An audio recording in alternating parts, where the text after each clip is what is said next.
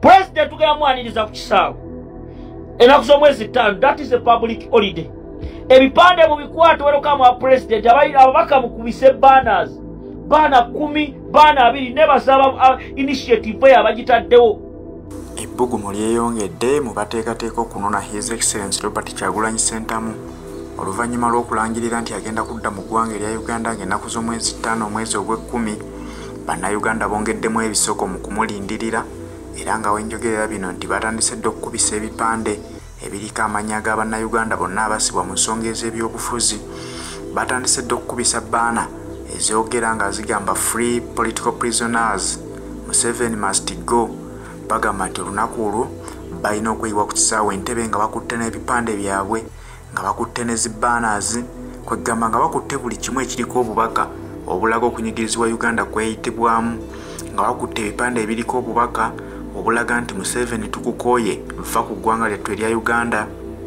Abaana babyongeddemu ebisoko, abaana baguze dda flaga bagamba nti tulina okugenda ku kisaawe nga tukutte ne flaga za Uganda okulaga nti tulwanirira eggwanga lyaffe Uganda okulijja mu mikono gy'abo abaali wamba.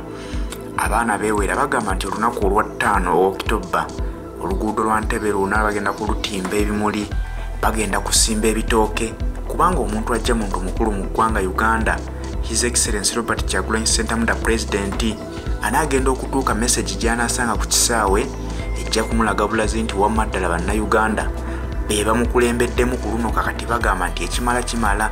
Bulijja nti abasinga obungi bagamba tulinze President atukulemberemu, naye ku luno engeri gyali nti ali mitala w'amayanja Bannayuganda bagamba nti ffe katuteekewo embeera ajja kukakasa nti ne bw'atabaawo ffe tusobola omukulemberamu.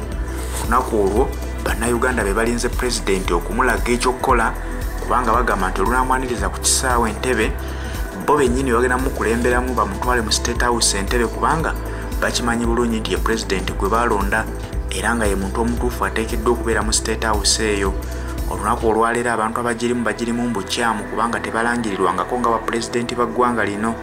Bannayuganda tebabalonda babasindiikiriza wabula olw'amawaggali ge balina n'amampaati basalawo okwelemeza mu State House ya Bannayuganda. N'olwekyo Bannayuganda bagamba nti kyekigenda okubakwasa ebipande ebiriko obubaka obulaga nti basajja mmwe tubakooye, tukooye obukenuzi bwammwe, tukooye okutunyuunyunta, muve ku ntebe y'eggwanga tuleete President gwe twalonda ayingire State House atandike okukakkalabya emirimu gye era nga gye twamulondera.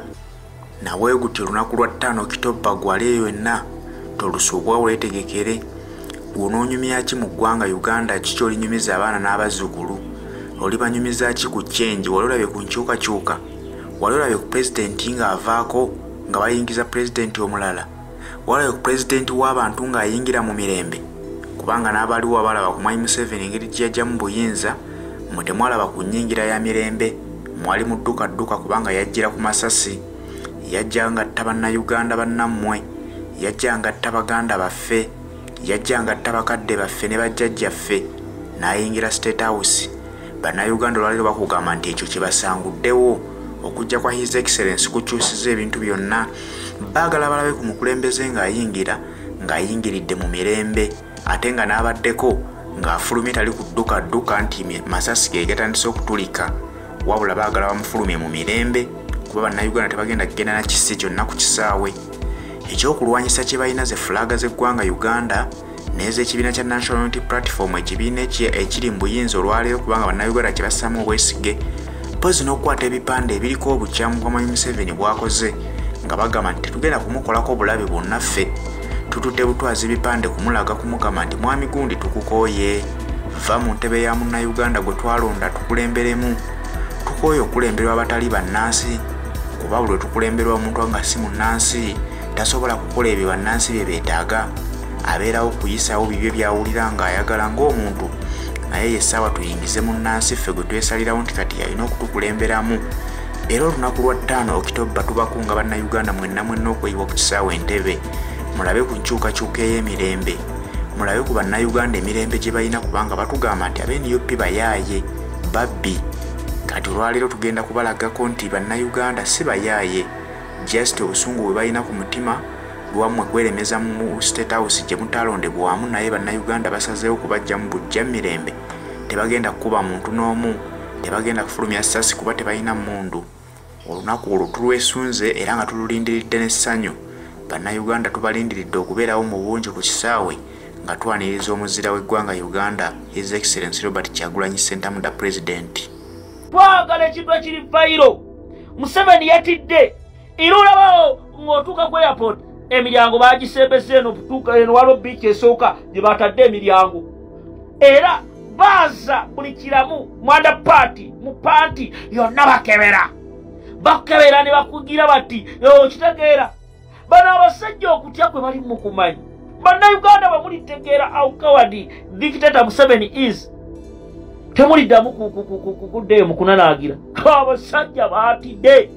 Mama namwe yuke. David Chiza. Abasajja baatidde.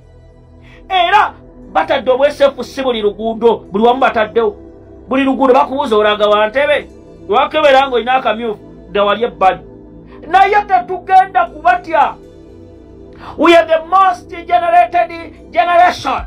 Egenda okukyusa eggwanga lino Uganda. Ngenda kuduumira tulabe nga twaniriza president wa Uganda.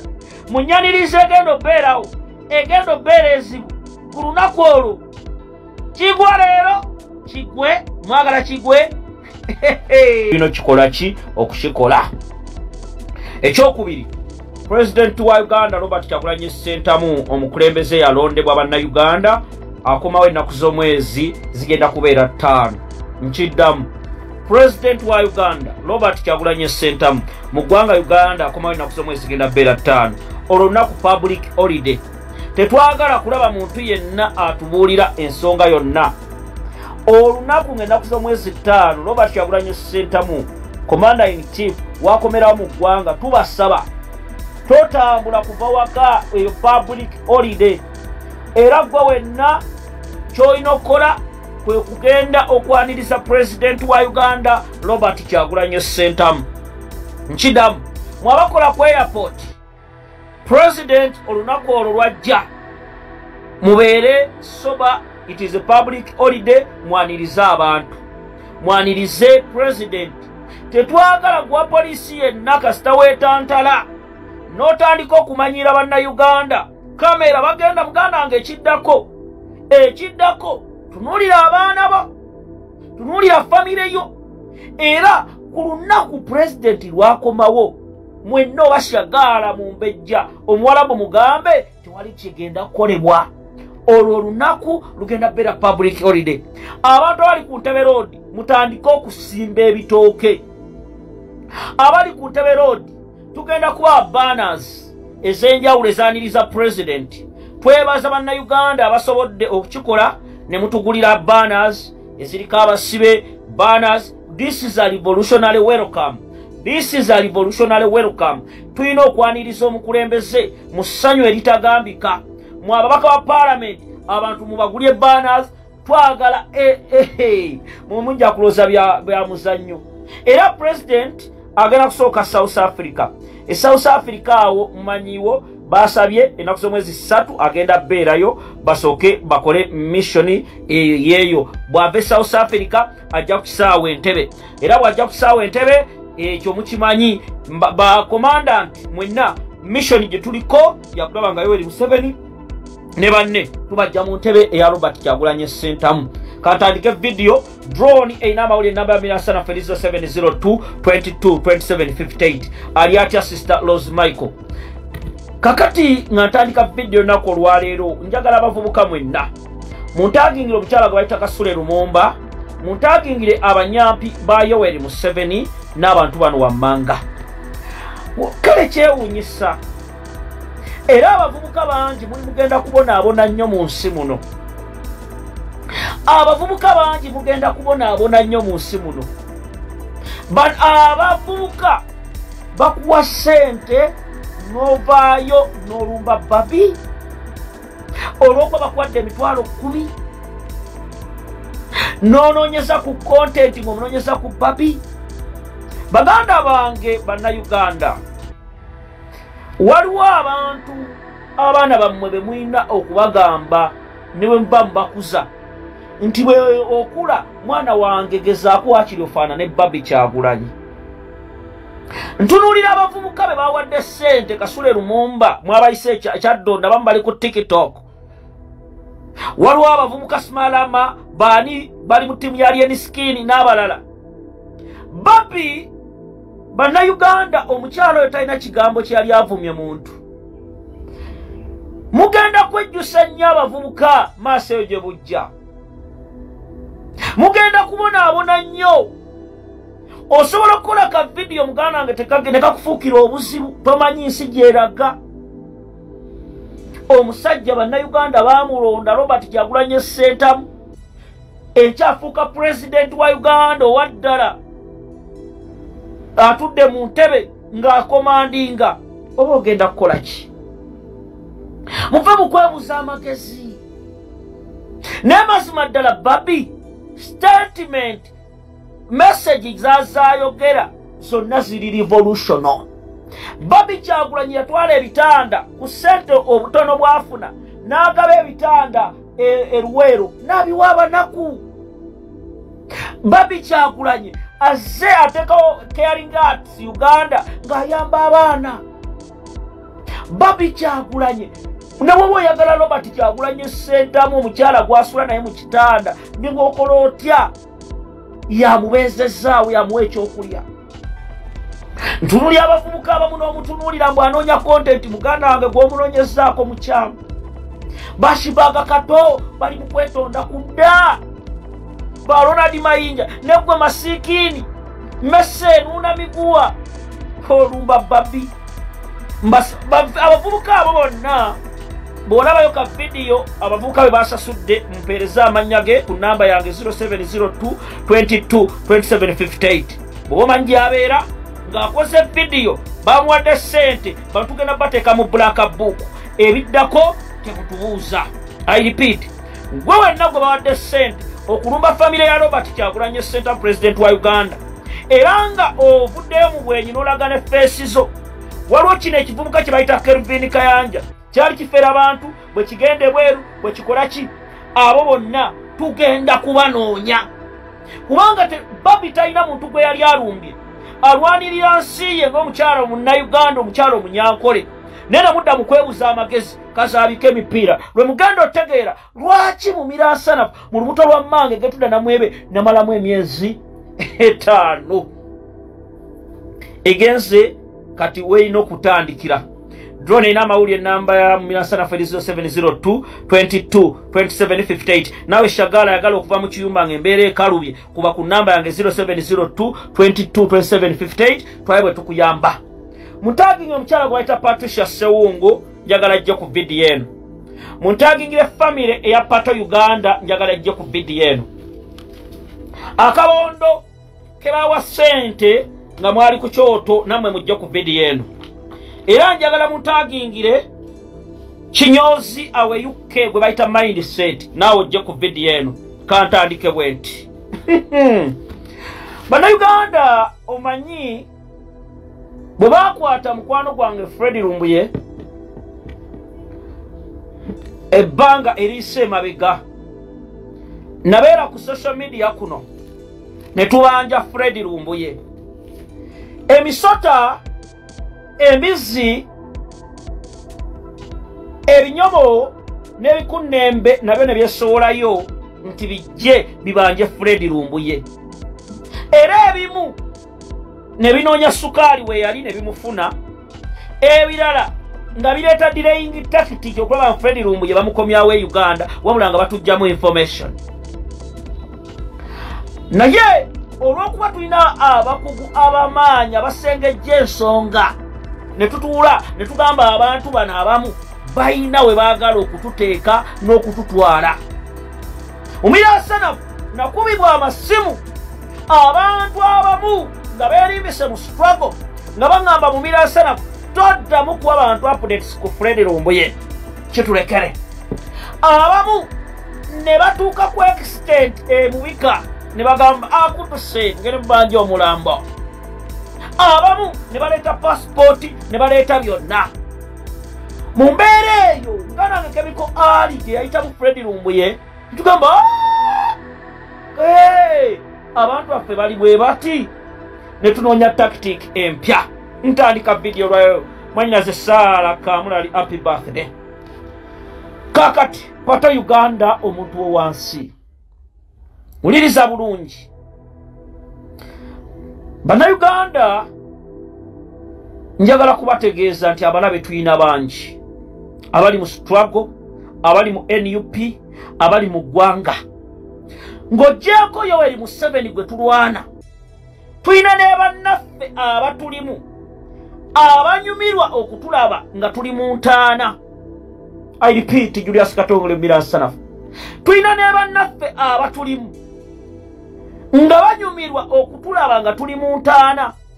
Era nga luna abasaba ne bagamba Erumbu yafa ddi, Katongole afa ddi, nga ye Saala yaabwe. Bwe twogera ensonga zino teziri mu bukyayi, teziri mu kko, wabula tugenda kwogera mazima. Nze eyasooka okuleeta amawulire ga Pato Uganda omuntu wo wansi ne mbagamba Pato mumusabire. Era ne bibagamba nti mwenna mwegendereze nnyo. Mujjukira bulungi emabega nabategeezaako ne mbagamba waliwo abasajja abaweeryako ddala 7 nga bali ne ambasada wa Uganda ettake Nusrat Peru.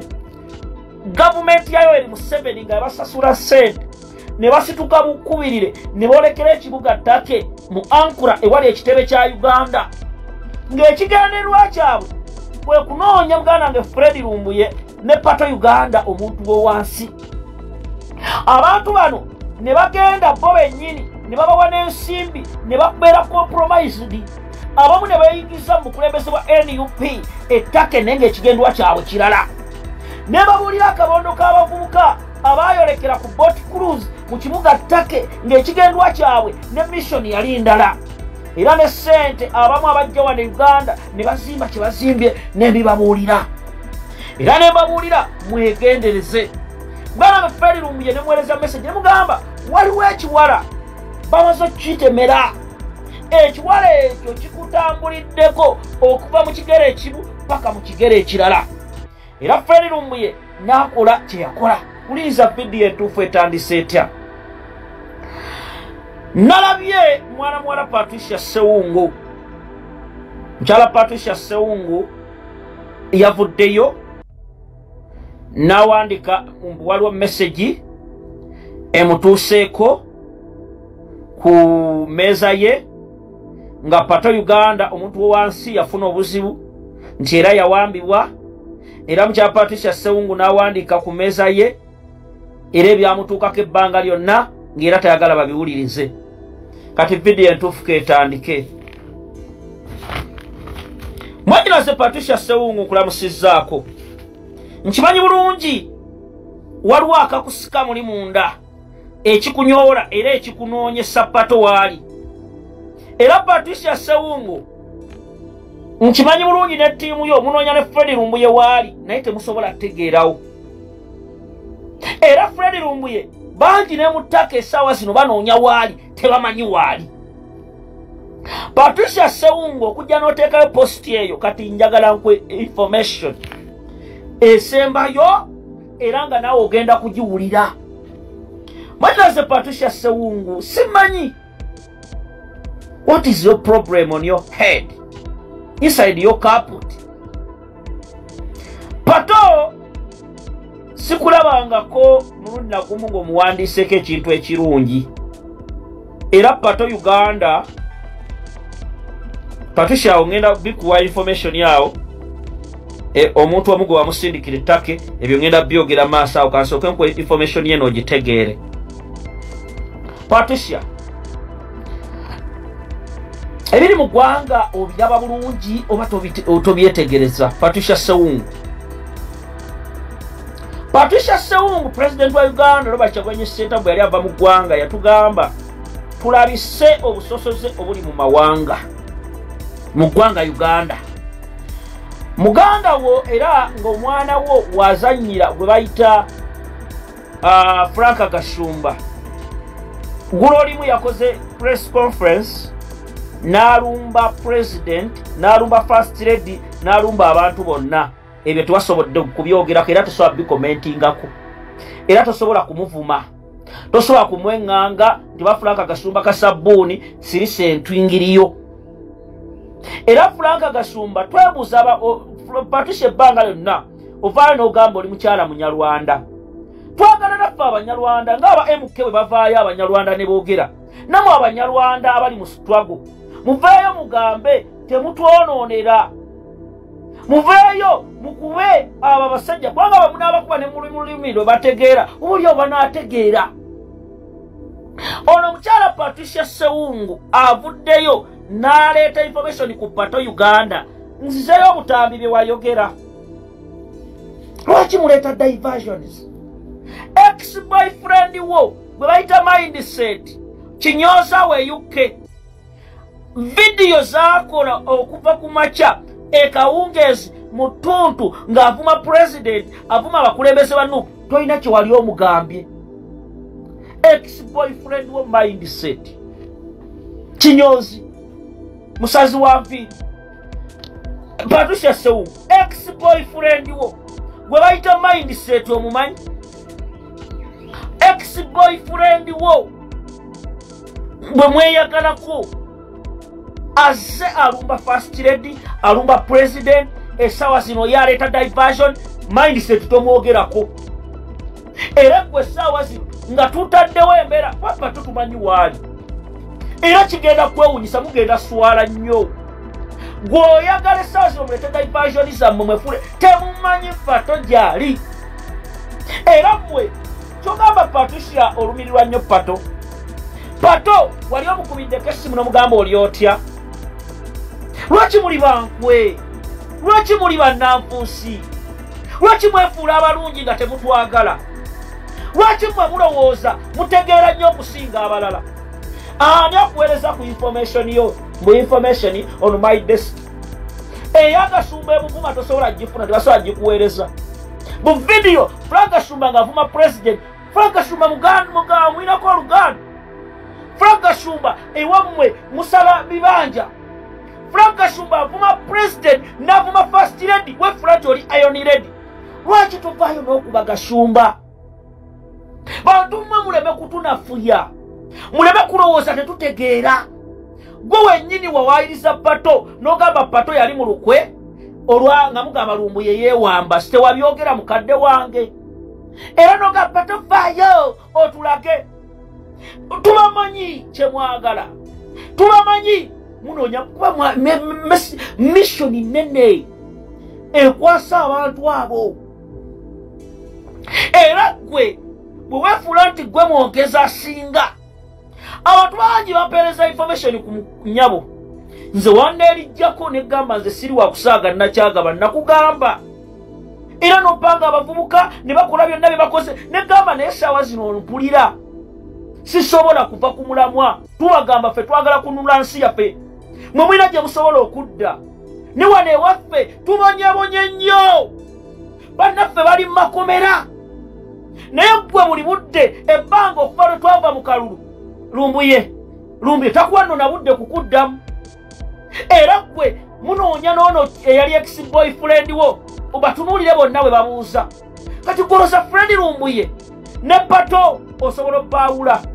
Era gwe osobola okutegeera where is lumbuye byamanyi ku Pato Uganda. Era nkubuulya nakyagaba mwannyinaze genda mpola. Nze kimanyi ogenda kusalamu obuweereza abantu abamu sibatya. Tukooye okutumanyiira. Tukooye mu okulowooza muli ba kitalo nnyo.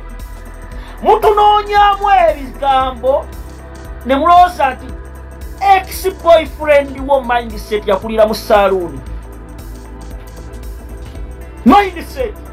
Mindset faba mulumba wano ne tumukuba. Buli lunaku akola video after video ku TikTok abuza abantu. Ku TikTok video zokola zakulaga mumwa. Ku TikTok video zokola kulaga bisambi. Bwe twava mu kalulu diversion irumba ono novaayo n'ogamba Shamim Malende yerwaza tewabyogera. Novaayo ku nsimbi ezasondebwa eza Fred Lumbuye toyinaamu yadde coin. Tuba tuli awo ate olumbye SP asimwe. gwe buli budde obeerawo tagala lwaki tonywa eddagala lyo lwaki todda ku ddagala lyo n'olimaliriza njagala kutegeeza ebigambo bino ekigendererwa kyo kyoyagala ofuna togenda tegeera pato Uganda waali bannayuganda tubagamba bano abantu mu budde obubi banoonyezaawo diversions zaabwe missioni gye tulina essaawa zino yakununula nsi yaffe temutusiruwalirako